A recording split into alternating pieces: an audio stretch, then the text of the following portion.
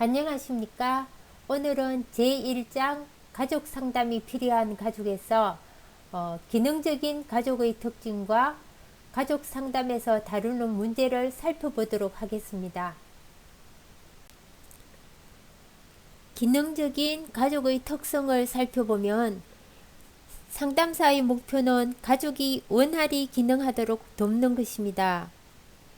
가족의 건강 수준을 사정하는 것은 쉬운 작업이 아니며 최근의 가족 연구는 가족이 가진 건강한 부분에 초점을 맞추고 있다는 점도 가족 사정의 어려움을 더하고 있습니다. 캔버그의 연구에 의하면 가족의 실패보다 가족의 성공에 초점을 두어 이를 토대로 가족의 성장과 변화를 가져오는 기초로 삼으려고 했습니다.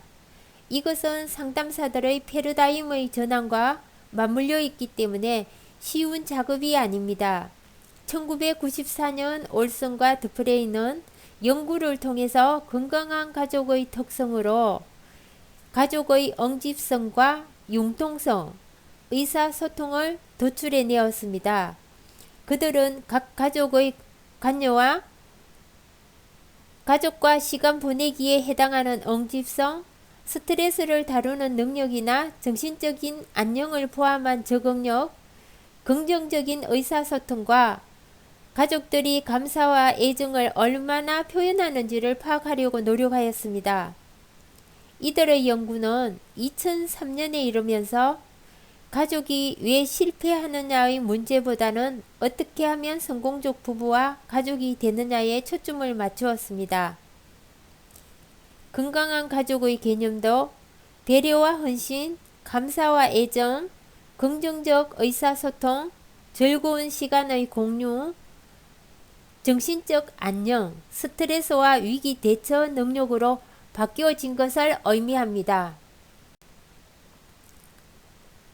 기능적인 가족의 특성으로 더프레이는 모든 유형의 가족이 지닌 견고한 가정의 특징으로 다음과 같은 6가지의 특징을 정리하였습니다. 첫째, 가족들이 서로 사랑하고 감사하고 지지를 주고받는다. 둘째, 긍정적인 의사소통을 한다. 셋째, 가족들은 어떤 상황이 위기일지라도 서로 헌신하며 함께한다. 넷째, 가족은 정기적으로 함께하는 시간을 갖는다. 다섯째, 가족은 한 팀이 되어 스트레스나 위기 상황을 관리한다. 여섯째, 가족의 힘으로 해결하기 어려운 상황에 도달했을 때 이것을 영적인 부분으로 극복하려는 정신적 건강함을 가지고 있다. 여기에서 여러 학자들이 언급한 가족의 특성을 고려하여서 우리는 정상이라는 시간과 장소에 따라서 그 의미가 달라질 수 있는 주관적인 특성이 있다는 사실을 염두에 두어야 할 것입니다.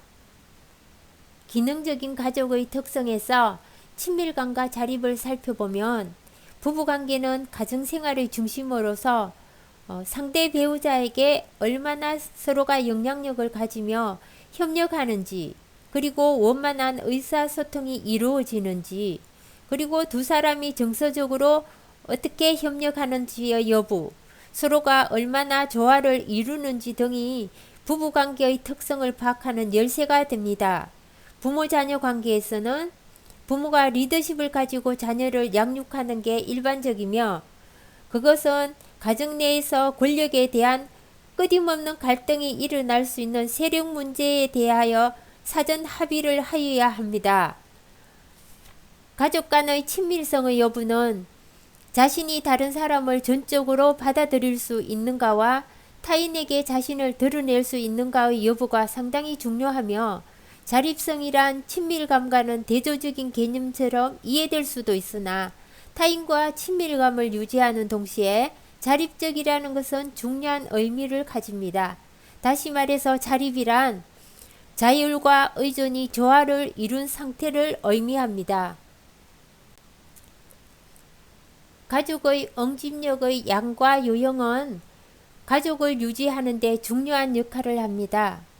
하나의 집단을 이루려면 구심점을 향해서 하나가 되는 것이 중요하며 응집력은 전체로서의 가족뿐 아니라 각 개인의 개별화를 추구하는 것과도 중요한 연관이 있습니다.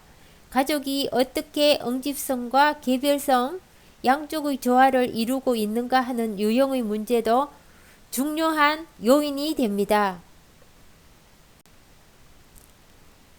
가족 내의 의사소통에서는 인간은 의사소통을 하지 않고 살아갈 수 없습니다. 가족의 경우 서로에 대해 많은 것을 알고 있으며 생각도 공유한다고 믿는 방심 때문에 가족 내의 의사소통이 어려워지기도 합니다. 서로 충분히 의사표현을 할 수 있는 기회가 제공되는지, 아니면 명료한 대화를 하도록 격려를 하고 있는지, 아니면 가족이 자발적으로 대화할 수 있는지, 이러한 요인들은 서로가 이해할 수 있는 충분한 여건으로 작용하고 있으며, 최근에는 칭찬이나 지지와 같은 가족 내의 긍정적 의사소통에 많은 관심을 가지고 있습니다. 한 개인이 건강하게 살아가기 위해서는 자신과 다른 사람에 대해 보고 듣고 느낀 것을 분명하게 말할 수 있어야 합니다. 가족 내에서 각 구성원이 개방적으로 자신의 감정을 표현하는 훈련이 필요하며, 그것의 전제 조건은 노출된 정서 표현이 공감적 반응을 얻었는지의 여부와 밀접한 관계가 있습니다. 기능적인 가족의 특성에서 위기에 대처하는 능력을 살펴보면, 위기의 사전적 의미는 나쁜 결과를 초래할지도 모르는 위험으로부터 불안할 때입니다. 그러나 임상적 입장에서 위기를 설명한다면 새로운 단계로 이행할 때 생기는 문제입니다. 따라서 위기를 어떻게 다루느냐에 따라 개인이 성장할 수 있는 계기가 될 수 있습니다. 가족 스트레스 이론에 따르면 가족이 자신들의 문제에 얼마나 잘 대처하느냐의 문제는 가족 체계의 적응에 영향을 줍니다. 가족이 위기에 어떻게 접근하여 효과적인 과정을 통해서 문제를 해결하려고 노력하는 것을 파악해야 합니다. 자존감의 형성에서 가족은 각 구성원들이 인간 본질이나 삶의 의미와 같은 나름대로의 신념을 가질 수 있도록 도와야 합니다. 가족들이 삶과 관련된 본질적인 물음에 스스로 대답할 수 있다면 자존감은 획득되었다고 할 수 있습니다. 한 개인이 자존감을 획득하기 위해서는 가족 서로가 차이를 인정하는 것이 중요하며, 차이를 인정하는 가족 분위기 속에서 각 개인은 자신의 감정을 있는 그대로 받아들이며, 자신은 고정된 것이 아니라 끊임없이 변화하는 존재로 받아들인다는 확신을 가져야 합니다. 그리고 가족 분위기에서는 한 개인이 이상적인 자기상과는 다소 괴리가 있어도 자존감을 획득할 수 있습니다. 자신을 존중할 수 있는 사람만이 다른 사람도 존중할 수 있습니다. 자, 다음은 가족 상담에서 다루는 문제를 살펴보도록 하겠습니다. 가족 단위의 상담 접근에서 본다면 가족이 가진 모든 심리적 문제는 가족 상담의 대상이 될 수 있습니다. 가족 상담사는 모든 심리적인 문제를 가족 상호작용이라는 관점에 근거하여 개입할 수 있다고 주장합니다. 그러나 상담의 효율성을 높이기 위해서는 가족 상담이 어떤 경우에 보다 유용한지에 대한 구체적인 검토를 하는 것이 바람직합니다. 일반적으로 가족에게 역기능이 존재하거나 그러한 역기능이 주된 호소 문제와 관련이 있다고 판단될 때 가족 상담을 하도록 권합니다. 그런데 기준이 지나치게 포괄적이어서 애매합니다. 가족 상담을 적용하기 위한 지표를 다음과 같이 제시할 수 있습니다. 첫째, 어떤 증상이 역기능적인 가족관계에 얽혀 있다고 판단될 경우입니다. 두 번째는 도움을 구하는 사람의 호소가 특정 가족 개인의 문제보다도 가족 간의 관계 변화에 있다고 판단될 경우입니다. 세 번째, 가족이 서로 분리되는 것에서 어려움을 겪는 경우입니다. 위에 언급한 지표에 대해서 이해를 돕기 위해 오늘날 우리의 생활 속에서 자주 볼 수 있는 가족 문제를 유형별로 살펴보겠습니다. 먼저 부부간의 문제를 살펴보도록 하겠습니다. 부부가 된다는 것은 인생 주기에서 가장 복잡하고 어려운 전환입니다. 결혼은 서로 받아들이기 어려운 발달 과제를 요구하고 그를 위한 계획적인 노력이 요구됩니다. 원가족과 연결되었지만 독립적인 하위 체계를 형성하기 위해서 지금까지 밀접한 관계를 맺어온 원가족과의 관계에 변화를 가져와야 하며 또 한 개인이 원가족에서 분리된다는 것은 상당히 힘든 발달 과제입니다. 상담사는 새로운 가정생활을 만들어가는 신혼부부가 자신들의 생활에 적응할 수 있도록 새로운 관계의 정체감을 확립해 나갈 수 있도록 도와줘야 합니다. 또한 부부 문제로 한 사람만 상담에 참여할 경우에는 문제 해결에 도움이 되지 않을 수 있으므로 공동으로 이루어지는 부부 상담을 선택하는 것이 바람직합니다. 개인의 문제를 다루는 것이 중요하다고 판단된다면 상담사는 양쪽 배우자 모두가 상담에 관여하도록 도우면서 동시에 개별적인 문제를 다루는 것이 바람직합니다. 맞벌이 문제를 살펴보도록 하겠습니다. 경제적 어려움이나 사회생활을 통해 자아실현을 하려는 여성들이 많아지면서 맞벌이 부부가 늘고 있습니다. 맞벌이 가족은 배우자와의 관계 그리고 가족관계 안에서 새로운 문제에 직면하는 경우가 많습니다. 2014년 여성부 조사에 의하면 20대의 여성 중 75%가 일을 하지만 30대가 되면 숫자가 50%로 줄어든다고 합니다. 그럼에도 불구하고 경제적인 문제와 자기가 하려는 일에 대한 성취라는 복합적인 원인으로 맞벌이 가정은 계속 늘고 있습니다. 맞벌이를 둘러싼 인식의 합의점을 찾지 못한다면 부부에게는 많은 어려움이 따르는데 한쪽 배우자만이 상담에 임할 경우에는 치료적 개입의 대안은 한정될 수밖에 없으며 상담사는 한 측면의 인식과 감정만을 다루게 될지 모릅니다. 따라서 양쪽 배우자의 욕구가 고려된다면 합의점을 발견할 수 있으므로 지속적인 변화가 가능할 수 있습니다.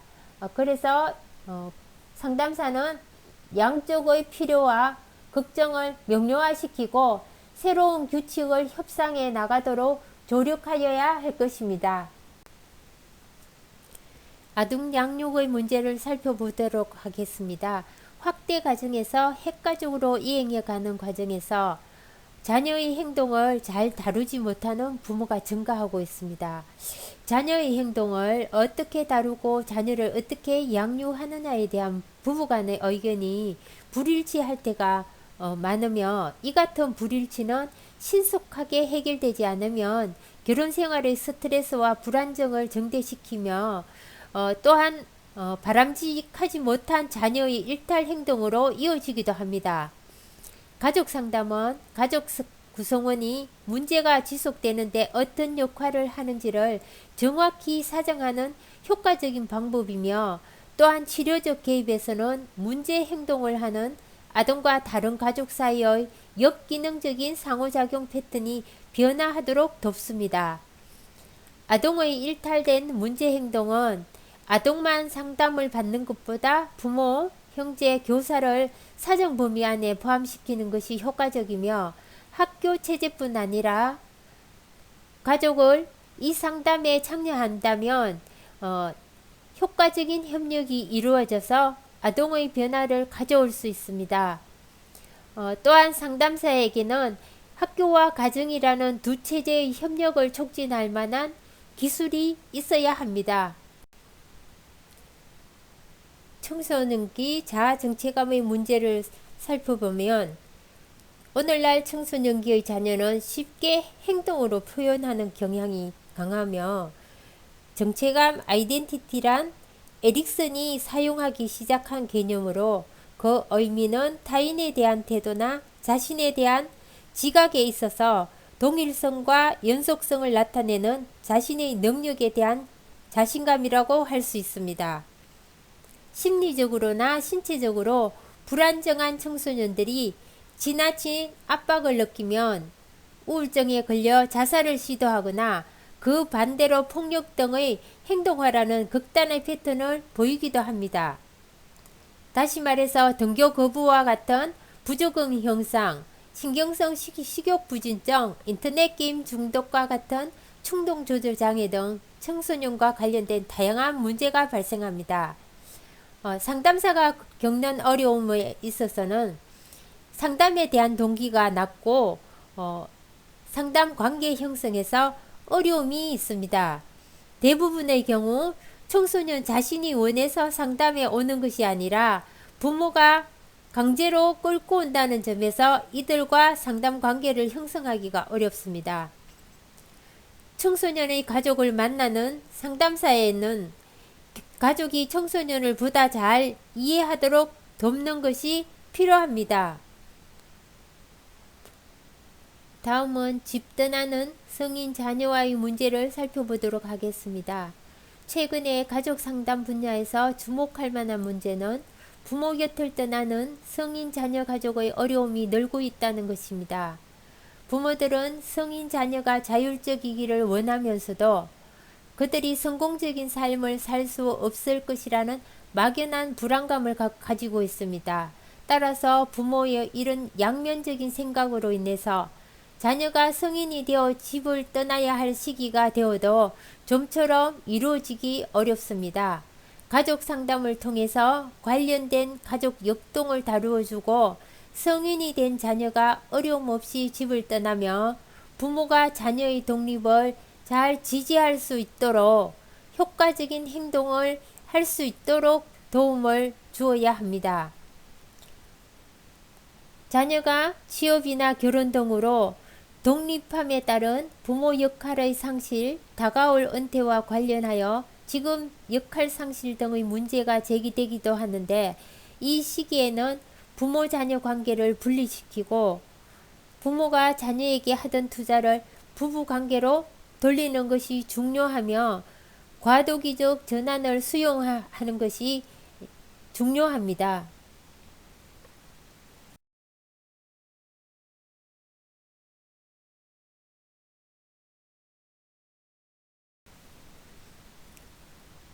연로한 부모 돌보기 문제는 고령화 사회로 부양의 의무가 늘어나는 중년기 가족들은 여러 어려움에 노출되게 되었습니다.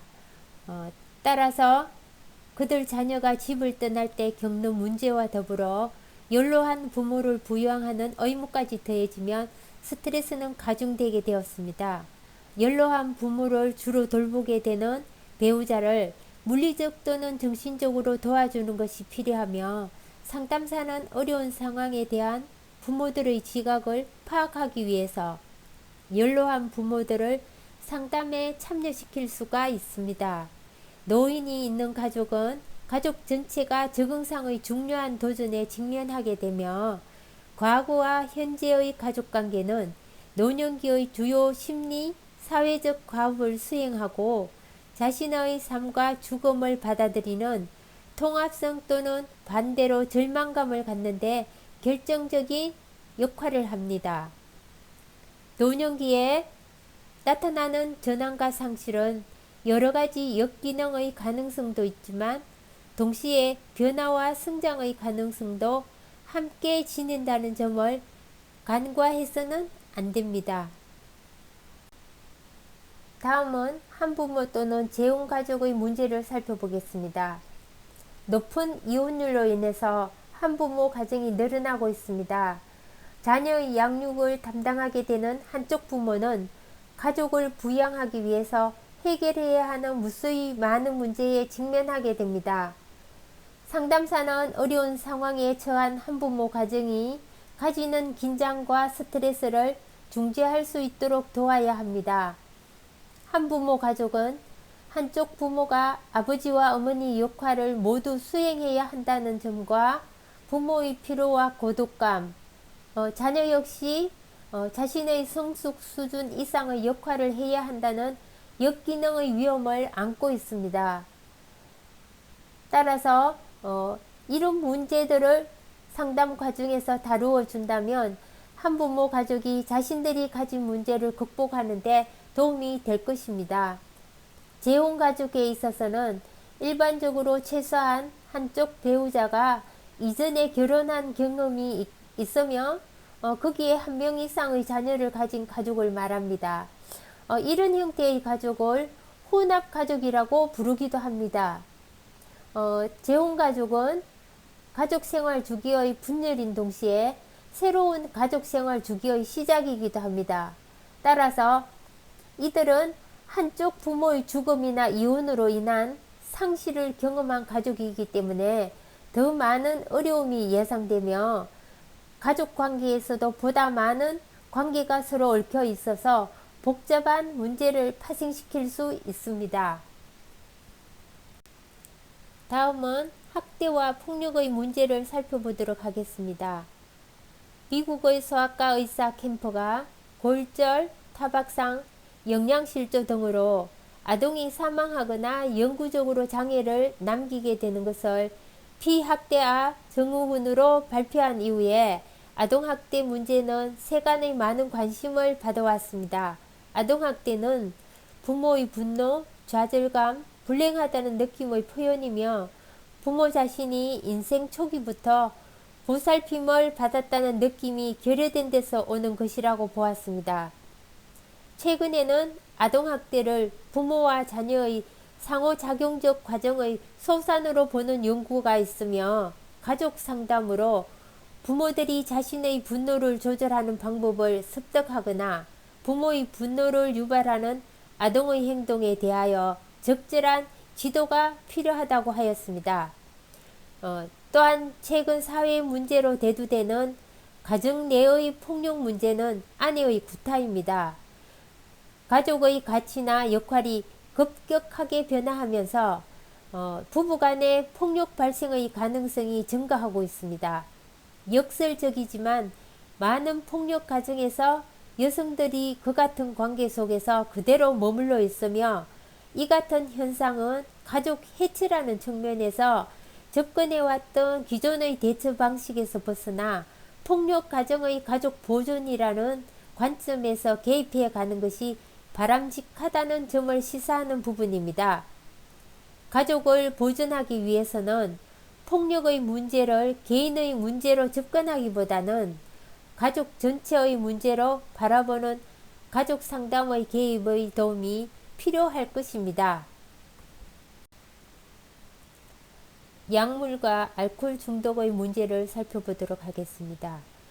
가족 성원이 약물이나 알코올 남용의 문제가 있다면 나머지 가족들도 영향을 받기 때문에 상담사는 환자뿐 아니라 환자 가족에 대한 정서적인 도움을 주어야 합니다.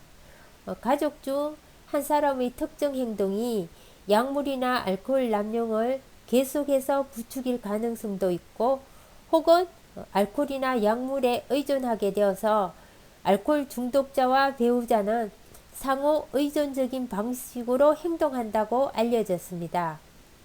따라서 약물이나 알코올 중독의 경우에는 문제를 가진 개인뿐 아니라 가족과 상담하는 과정을 통해서 알코올과 약물 남용 상황을 명백히 규명하는 것이 필요합니다. 가족 상담에서 다루는 문제 중 마지막으로 가족 탄력성의 문제에 대해서 설명드리겠습니다. 최근 들어서 상담이나 심리치료 분야에서는 내담자들이 가진 강점이나 탄력성에 관심을 가지고 그것을 어떻게 적극적으로 활용할 수 있는지에 관심을 가지기 시작했습니다. 탄력성은 사람들에게서 보이는 회복하려는 능력으로 원래 아동 발달의 영역에서 열악한 환경이나 지역에서 자란 아이들이 생존 요인이나 위험 요인 등에 관한 연구를 통해 부각된 개념입니다. 상담사들은 가족 문제를 생각할 때 그들의 생활상의 위기와 더불어 보호 요인에 대한 관심을 가져야 합니다.